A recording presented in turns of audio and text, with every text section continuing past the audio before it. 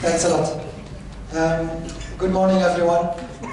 Let me first briefly introduce myself again and my colleague here. My name is Jan van Ongevalle. I'm from Belgium. I'm working for the Research Institute of Work and Society at the University of KULeuven, working in the research group on international development. And Euginia. Good morning, everyone. My name is Euginia Boutylkova, and I'm coming from the Netherlands. And I'm working at PSO. It's an association of Dutch development organizations. What we are going to do today is to present the results of an action research that we did, which took 3 years and is just finalized, on dealing with complexity through active focused planning, monitoring, evaluation. We call it PM&E. We'll do it, we'll try to do it in the form of an interview. So I'll interview my colleague here, she will interview me. So there we go. Euginia, can you tell us a little bit about what this action research was and who was involved? Of course.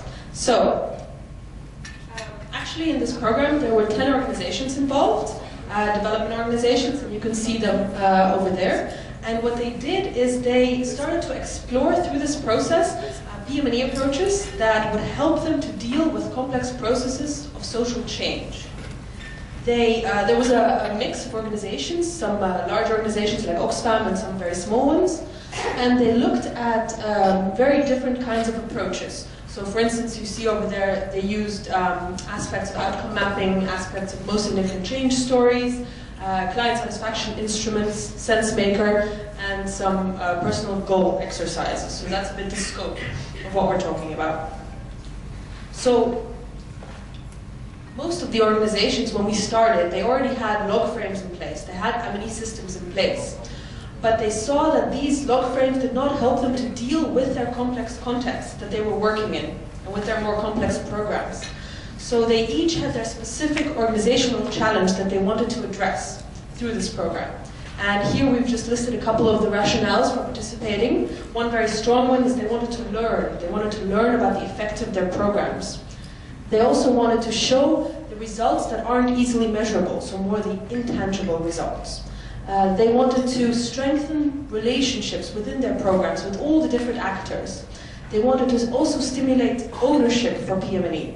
And lastly, they also wanted to better satisfy accountability requirements. So these were a couple of the reasons that people joined in this process.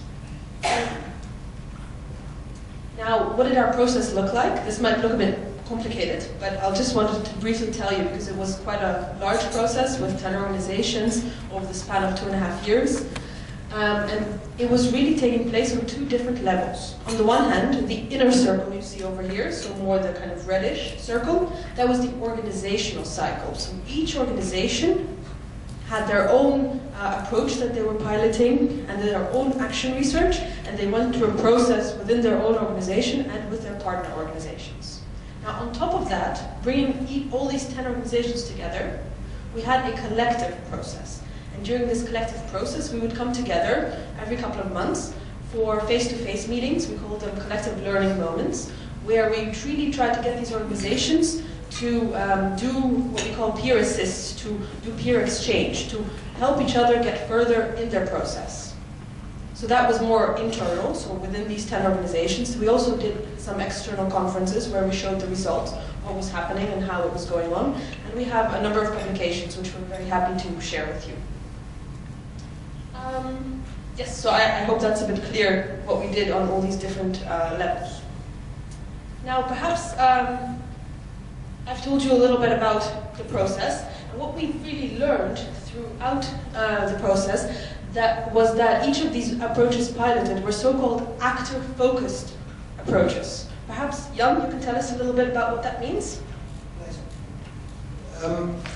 Yeah, indeed. A common characteristic of all those PM&E approaches that were piloted was their focus, specific focus on the actors that those various programs are trying to influence, directly or indirectly.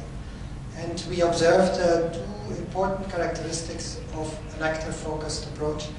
The first one is that The first characteristic is that those actor-focused approaches are not really focusing that much on the end result that a program tries to get to, like what we sometimes call a change in state, for example, improved income, improved health, but more on what people need to do to get there. So changes in behavior, changes in practices, changes in relationships that people form to get there. And then a second characteristic is that they are characterized by active involvement of those actors in the collection and or the analysis of the monitoring information. All right, thank you, Jan. Thank you, Jan. Can you perhaps also give us some examples of some of these cases? Okay. Now, there I'm a bit cautious because I can't do justice to all those cases that were involved in this because I only have 10 or 15 minutes. But what I'll do is I'll take some snapshots from the various cases to give you a bit of a feel what those actor-focused PM&E approaches were all about and how it helped those programs.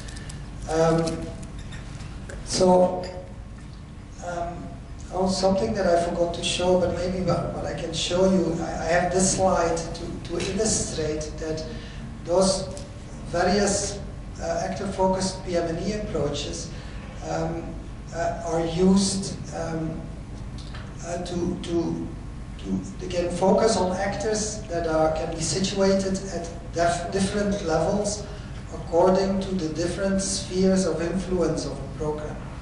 For example, outcome mapping was used by a number of cases to monitor change at the level of the intermediate actors, which are in the direct sphere of influence of a program. Personal goal exercises and scorecards were used to monitor change at the level of the final beneficiaries. And client satisfaction instruments, SenseMaker and No Significant Change, were used to monitor change both at the level of the intermediate actors and at the level of the final beneficiaries. But you see, the interesting thing is that all those approaches, they're actually focusing on effects of programs. Yeah? Change that happens at the intermediate actors and that happens at the final beneficiaries, it's all about effects. Yeah? And I think that's interesting. So now to give a snapshot of some of those approaches, I won't give all of them, but I'll just give a few. So all those organizations that Eugenia just showed, they experimented with those approaches, they piloted them. And one of the approaches that was used by a number of cases was outcome mapping. Now, one program was a program that supported the inclusion of children with a disability in the mainstream education system in Cambodia. And they used outcome mapping. They actually used outcome mapping at the start of the program also to conceptualize the program.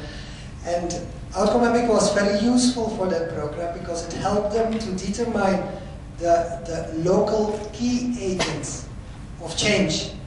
Yeah? That program could realistically support and work with in order to achieve sustainable results at the level of the children with a disability. And you see those key change actors in that sphere of influence, which are the parents, school directors, and so on. And they developed progress markers together with those local actors and monitored them together with those local actors. So that was one element of how outcome mapping was useful for that program. Another example was a program that supported women networks who worked around preventing violence against women in Colombia and do all kinds of activities, including political action. And that program is supported by CoreDate. It's an NGO in the Netherlands. Now, the interesting thing is that CoreDate doesn't impose any results framework or logical framework or indicators on those women networks. You can imagine it's national scope. It's networks of women groups scattered all over. And but what they did was to support those women networks to develop their own PM&E system together with a local consultant. And they used elements of most significant change and outcome mapping And just to give you an idea on how it helped them, it's just one example, is it really helped them to learn and to monitor changes in the local mayors that they were trying to influence through political action. Yeah? And the nice thing is that they also managed to visualize that change, which was then easy to discuss it in their reflection meetings, and also for reporting. As you can see in the slide there, each colored circle actually represents a particular change that they could observe within the local mayors. And the intensity of the change is represented by the size of the circle. Yeah? So why am I giving these examples is to show you that to measure intangible change, for example, the results of political action, like change in local mayors, you can actually monitor it. Yeah? And those approaches, they help you to do that. So it's not that it's impossible, it's actually very possible. Another project was supporting organizations, local service providers, for example, in various African countries, supported by a Dutch NGO called ECO. And client satisfaction tools are actually tools that give an opportunity to the final beneficiary, the beneficiaries who receive services, to give critical feedback about the services they received. For example, service providers were local hospitals or agricultural cooperatives. And what we saw was that the feedback that they got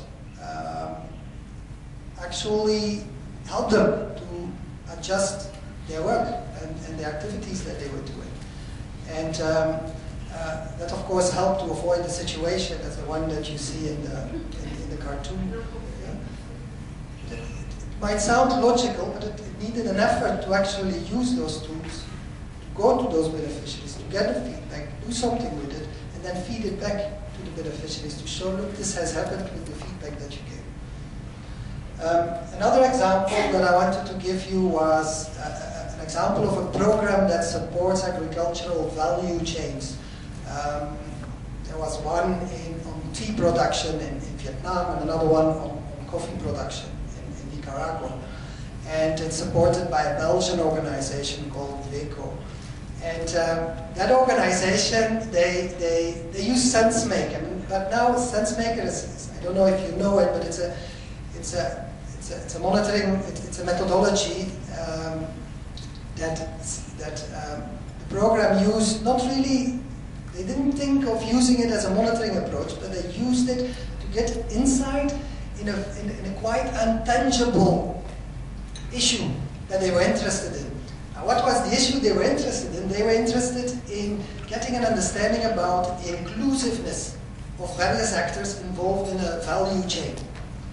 Inclusiveness has to do with things like, to what extent have various actors a say within that value chain? To what extent is risk shared among those various actors within a value chain? We're talking about producers, companies, agricultural companies, middlemen, and so on. And to what extent have they a say in price settings? So those are some of the issues, but all political issues, really. And everyone knew a little bit what was happening around inclusiveness, but there were no data about it. So making it very difficult to discuss it during meetings with all those actors. Now, SenseMaker helped them to collect many short stories. They call them micro-narratives of various actors. And the nice thing, and that's why I'm also showing this example, is that the respondents, or the people who give those stories, they actually, in a way, analyze their stories there and there by signifying their story, and that means that if a person gives a story, the person is also asked to, for example, in the triangle that you see in the diagram there, to put a mark within that triangle where the person feels that his or her story is best aligned to some of the predetermined criteria that you see within the triangle. And the nice thing is, the interesting thing is that you then sometimes get clusters of stories that are more aligned to this criteria or to that criteria. And so it's a very nice and interesting method to help you quantify and visualize large amounts of qualitative information in the form of stories. And you can still click on certain clusters, on certain dots, to see what the stories were. Then a last example is an example of a program that was supporting sustainable agriculture. It's also working on indigenous development in Ghana and in Sri Lanka. And there they used most significant change methodology. And the interesting thing is that the most significant change methodology really gave them useful qualitative information about the well-being of beneficiaries. It was a bit difficult to measure, and it provided complementary information that was useful to complement the more quantitative scores that they already had obtained through a well-being scoring tool that they are using. And you see that tool on the slide. But with the stories, it gave them more information about what it really meant, those scores. I also brought an example of...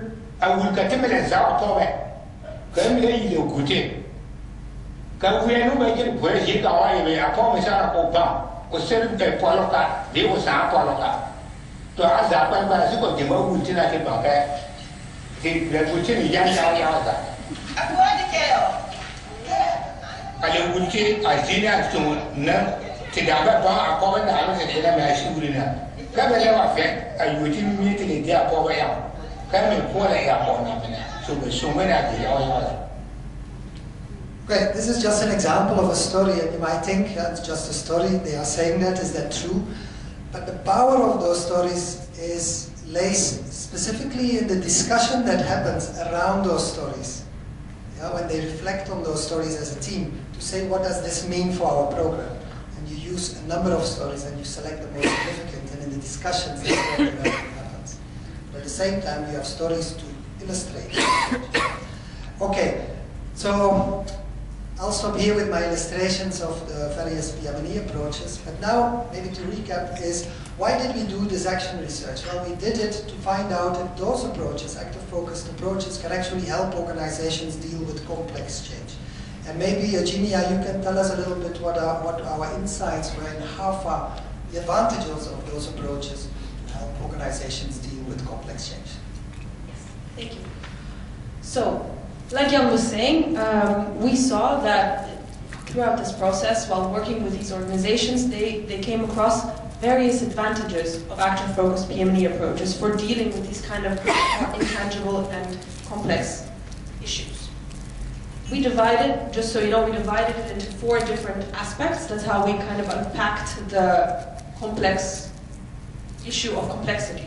So the first one that we looked at, we thought one of the implications of complexity is that there are many actors involved, and so there's many relationships, everyone has different roles, and in order to deal with that, we use these PME approaches. And what we saw, some of the advantages in this area of dealing with relationships, is that it can really improve your social interaction between the various actors. It can also lead, like Jan was saying in the last example, it can really lead to deeper conversations, to deeper dialogue about the various stories or the various cases. You really have something that you're talking about. You're not talking abstract, but you're talking about really tangible issues, and that can lead to very deep dialogue. A third point is that it can really strengthen your relationships that you have between the various actors. And as a last issue, this was really mentioned, I think, in the discussion of the previous presentation as well, we talked about theories of change. And when you share these theories of change, it's much more put on the table what the different roles, responsibilities, and relationships are between the different actors. And that makes it much more flexible. Once you know what these differences are, you can also adapt them easier. You can put them on the table, discuss them, and then adapt your theories of change. We found that was a strong advantage. Now, Another implication of complexity is that you really need to be very quick in learning about your results, because the environment that you're working on, this complex environment, is usually quite unpredictable. And when an environment is unpredictable, you need to very quickly learn about what is happening and be able to adapt to what you're doing. So in learning about results, we found that these kind of approaches made it easier to look at intangible, unexpected, and less measurable results, to bring them up and to discuss them. And the second point is that sometimes having these kind of illustrative stories or these visualizations and other things that we saw in the examples just now, they can inspire and motivate learning processes, reflection processes. They can really be a motivator, a catalyst.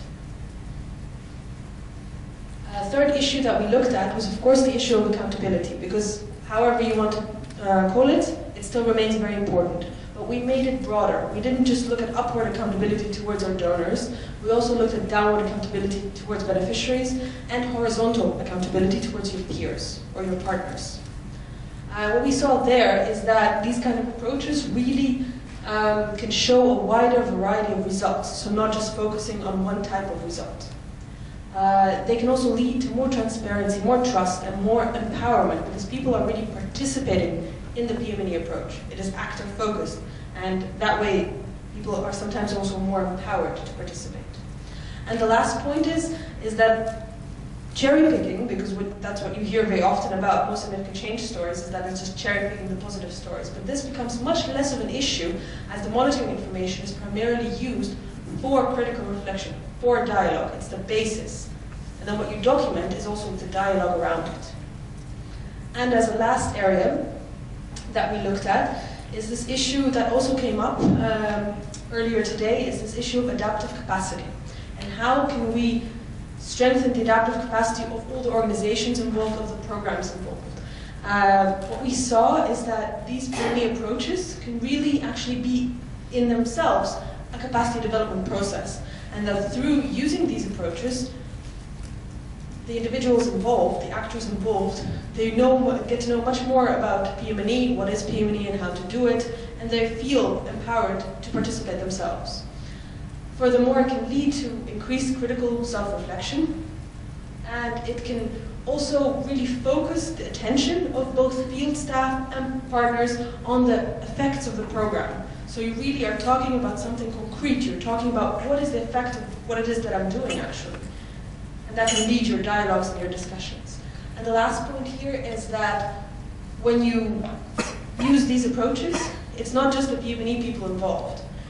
It can lead to really a wider involvement of staff in the reflection and the learning processes, and it's a way to get more people involved and get more people active. So these are some of the advantages that we saw, but Jan, of course, we did not see this as only advantages. We also identified a number of challenges. Could you perhaps tell us a bit about that? I'll do that.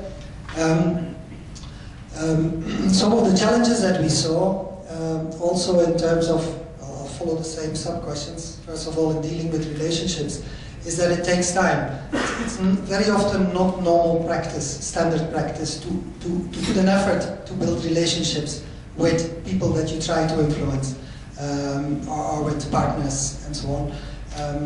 So it takes leadership as well. And mere involvement just doesn't do the trick. It needs to be facilitated. You need proper capacity to build trust. If people give information, you also need to give feedback back to what you have done with information. So it needs effort. And also the fast learning that Eugenia referred to. Well, what we saw in our cases is that you can't underestimate the time it takes to introduce a new PM&E approach, like outcome or more significant change. In some cases it took a year before monitoring started. That's when the lessons started coming up. So also sustaining the process of learning. I think you might all have experienced a situation where you get a new approach, everyone is very excited, especially at the training, and then afterwards, after 6 months, the motivation degenerates and stops. So sustaining the motivation is important. Again, it needs some leadership there, because there are a number of challenges. For example, the critical reflection needs to be facilitated very often, and sometimes the capacity is not there.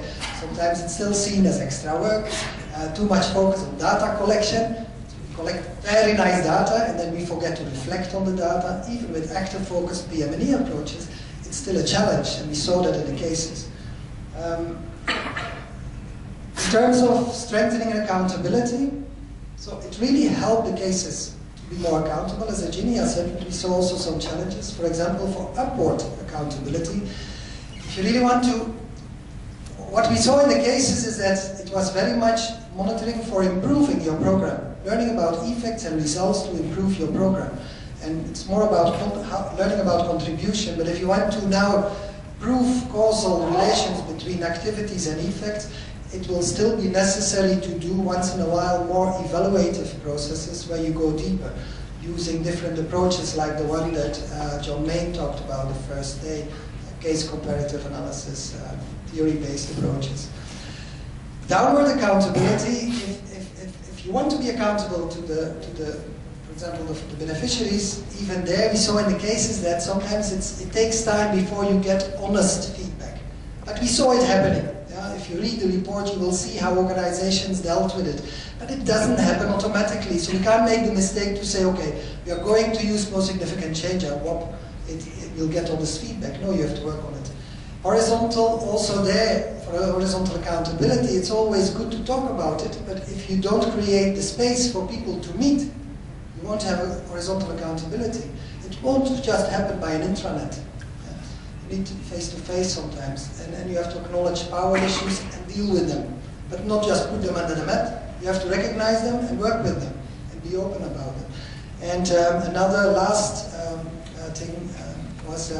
challenge was, in terms of strengthening adaptive capacity, was that this reflective practice that we really saw in the cases, and which was somehow stimulated by those approaches, by the people doing them, is that it remains vulnerable if it's only a few people within an organization that are responsible for it. Because if they go, then everything goes as well.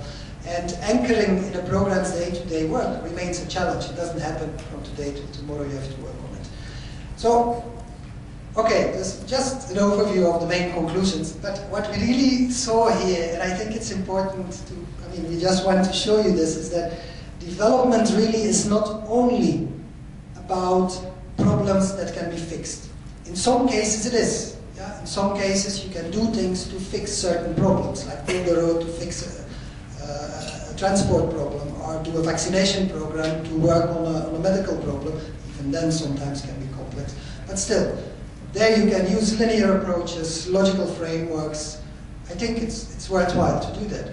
But in some cases, development can also be about complex processes of social change where the solution is not known, and where you have to figure it out.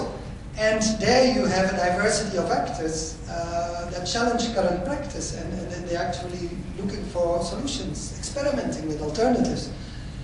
And if that's your situation, well, I think, then we have seen in our process that you need other approaches. You need actor-focused approaches that can deal with unpredictability and so on. And I think that's a very important conclusion that we have. I don't know if we still have time. We have some specific recommendations for practitioners and for policymakers, but I'm not sure if we have time to do that. I would really like to ask if there are a few questions. That would be really good, and I would be very happy to pick it up after lunch as well. And if we start lunch or finish lunch a little bit later, that's okay, because it's fresh in our minds. You've presented a lot of really good information. So let's have a few questions, and then we'll break for lunch, and we'll have a lunch time extended a little bit. If I could just say one of our recommendations, just one that I really want to mention here. That we thought that results-based management is of course very important, and we're all talking about it. But actually throughout our process, what we found is very important is actually to look at results-based learning instead of results-based management, in the sense that it doesn't always have to be a technical tool. It becomes sometimes even a bit technocratic, this management idea. But if we focus more on results-based learning and actually improving the quality of our programs and our work, and using that to also feed it back to donors, to beneficiaries everywhere, that really can help us to do better work. So that's just one of the recommendations that I wanted to leave you with. And we're of course very happy to take any questions, and we actually have a couple of copies of the summary of our paper. So if you want a copy, please come and find me. Anyone? Any other questions or questions?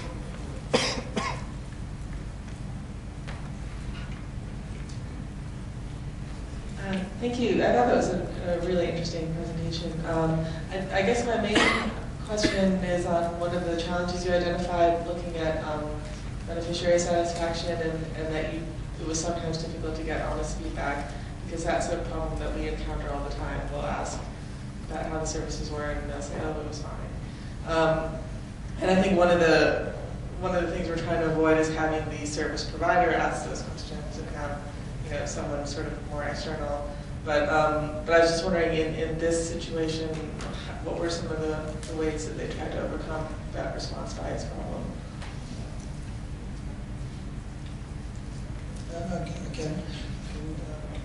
Well, just a few things that they did. In their situation, it was free services, which was even more difficult because a free service is difficult to critique. In some cases, they were free. So what they did was, when they found out that it was all very positive, they actually set up a program to really inform what this process was about and what it was for. Yeah. And what they saw was that after some time, when they managed to use some of the feedback that they got to change certain service deliveries, then it started to change. People became much more willing to provide critical feedback. Another thing they did was to set up systems so that people could give critical feedback in an anonymous way. That was also done. They were using letterboxes, they were using all kinds of systems to allow that to happen, and that also worked. To add on your first point, they really also showed the people that they were working with what they did with their feedback. And once they had showed that and said, well, if you give us more feedback, then we'll change things and report back to you or let you know how we've changed things. And that, I think, got the ball rolling a bit faster. One or two more questions, please. Alex.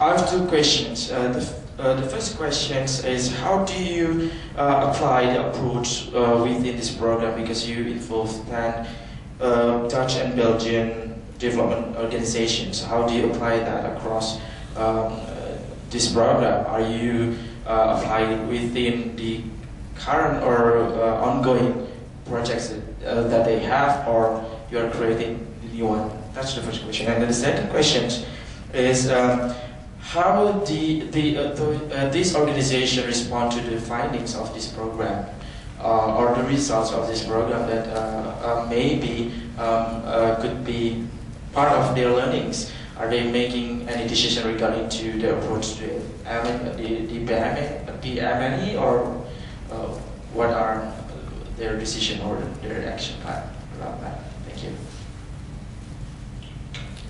Thank you for that. Those are both very good and valid questions, I think. Perhaps I'll start and then you can. Yeah. So actually there was quite a mix, because of course these organizations, I don't know if any of you know some of them, but they're very different. Some of them work, like War Child works with children, Oxfam is quite a broad organization, they work on very different issues, so they're all very different.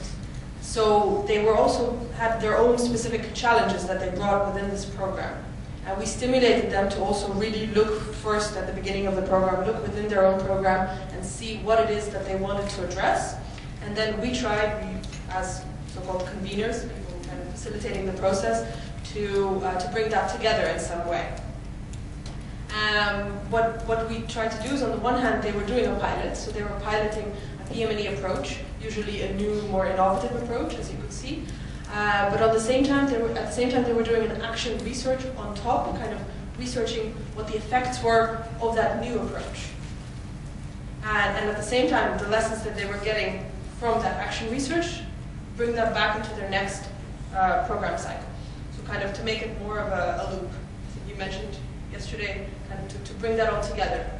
And that was a very interesting process. It wasn't always easy. Not everyone managed throughout the process to do that. Some of the organizations are still working on implementing some of the lessons learned from the program, but we saw that it did generate a lot of enthusiasm and a lot of positive benefits for the organizations to also be able to see what the others were doing and what the others were struggling with. And we saw that a lot of the struggles, a lot of the hurdles that they ran into, for instance, how to get their management involved, how to get this management buy-in, or how to upscale certain PM&E approaches. Those were just some of the hurdles. And we saw that these organizations would really help each other also in overcoming those. Maybe just two small things. They worked on their own programs. We didn't start new programs. It was their programs. And secondly, that we indeed saw, well, in those cases, in some cases, already quite a shift within the organization in terms of PM&E practice. So some organizations actually already adopted within policy, internal policy, certain approaches. And that was great. Like, for example, in one organization, they actually changed their whole database system, because now they were confronted with new results which were not in their database, so they didn't know what to do with it. But they somehow management got a notion that it's rather important to know about changes at those intermediate actors levels. But they couldn't get it anyway, because it was not fitting in the indicators. So they actually had to rework the database. That was nice. And in one other example, in the core date case that works with the women networks, they actually took it up as an approach, not using predetermined result frameworks to work with complex change processes like violence and governance programs.